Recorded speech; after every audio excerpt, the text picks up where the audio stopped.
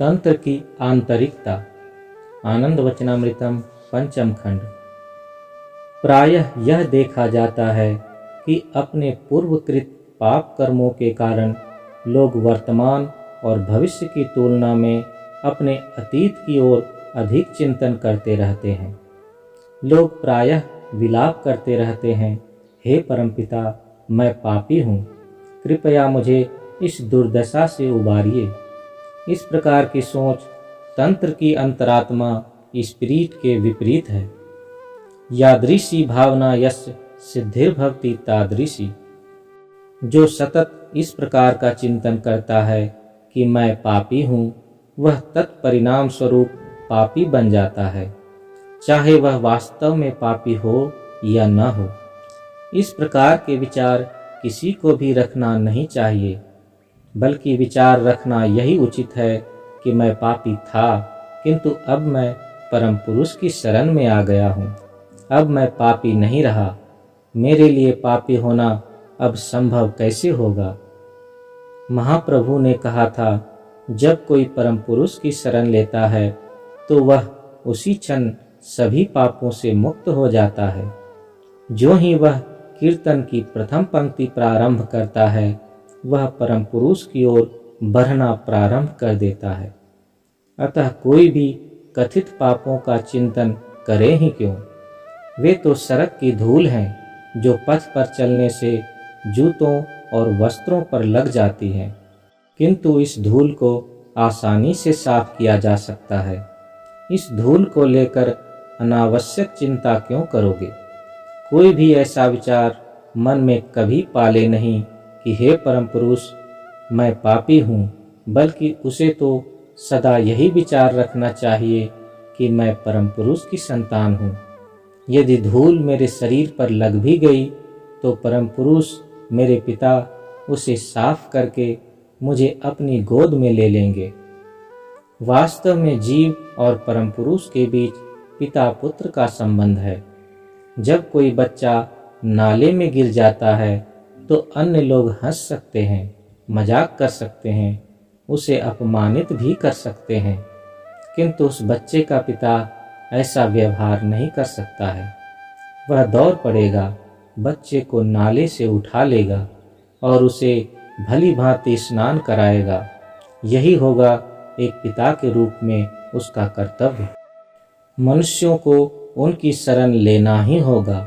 शास्त्र में कहा गया है, अपि चेत सुदूराचारो भजते माम अनन्य भाग सो अपि पाप विनिर्मुक्तो मुच्यते भव बंधनात्। यदि कोई पापी अन्य पापियों द्वारा भी पापी समझा जाता है, यदि कोई दुष्ट अन्य दुष्टों द्वारा भी दुष्ट समझा जाता है, तो ऐसा घृणित और भयानक व्यष्टि भी परम पुरुष की शरण में जब अनन्य रूप में आ जाता है और उसमें मात्र यही भाव बोध रहता है कि मैं अपने को तुम्हें समर्पित करता हूँ, क्योंकि तुम ही मेरा अंतिम शरण स्थल हो, तो परम पुरुष ऐसे व्यक्ति के विषय में थोड़ी भी अवहेलना या उदासीनता नहीं बरतेंगे कि यह पापी है या दुष्ट, बल्कि वे उसे उठाकर अपनी गोद में बैठा लेने को विवश होंगे।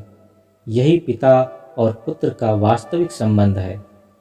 परम पुरुष निर्वयष्टिक सत्ता नहीं है, अथवा वे अनंत आकाश के पथिक नहीं हैं।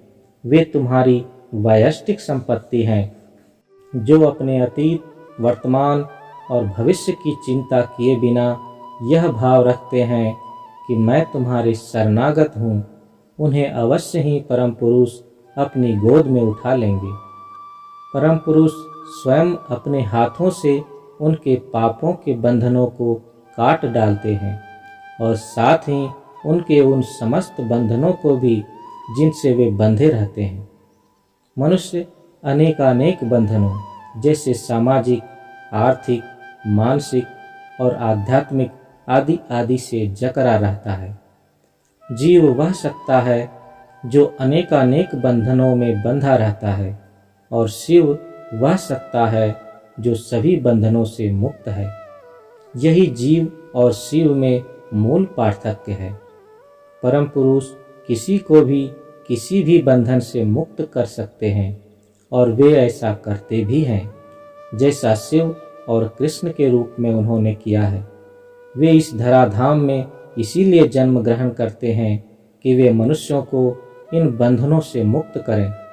वे धरा पर प्रकट ही होते हैं सर्वात्मक मुक्ति प्रदान करने के लिए। उनको इससे कोई मतलब नहीं होता कि कौन कितना पापी है, उसका पाप क्या है। उनका मतलब मात्र इससे होता है कि किसने अपने को उनमें समर्पित किया है। परम पुरुष की शरणागति ही अंतिम बात है, अर्थात यह भावना कि मैंने तुम्हारा आश्रय ग्रहण किया है। तुम मुझसे अधिक अच्छी प्रकार से यह समझते हो कि मेरी आवश्यकता क्या है, और मैं यह आशा भी करता हूँ कि तुम उन आवश्यकताओं की पूर्ति करोगे। तुम उन आवश्यकताओं की पूर्ति कब और किस तरह करोगे, यह तुम्हारा दायित्व है। जहाँ तक मेरा प्रश्न है, मैं तुम्हारे हाथों का एक यंत्र हूँ। मैं वही करूँगा जो तुम करने को कहोगे। तंत्र की आंतरिकता यही है। श्री श्री आनंद मूर्ति, कलिकाता, सायं दर्शन, 13 नवंबर 1978।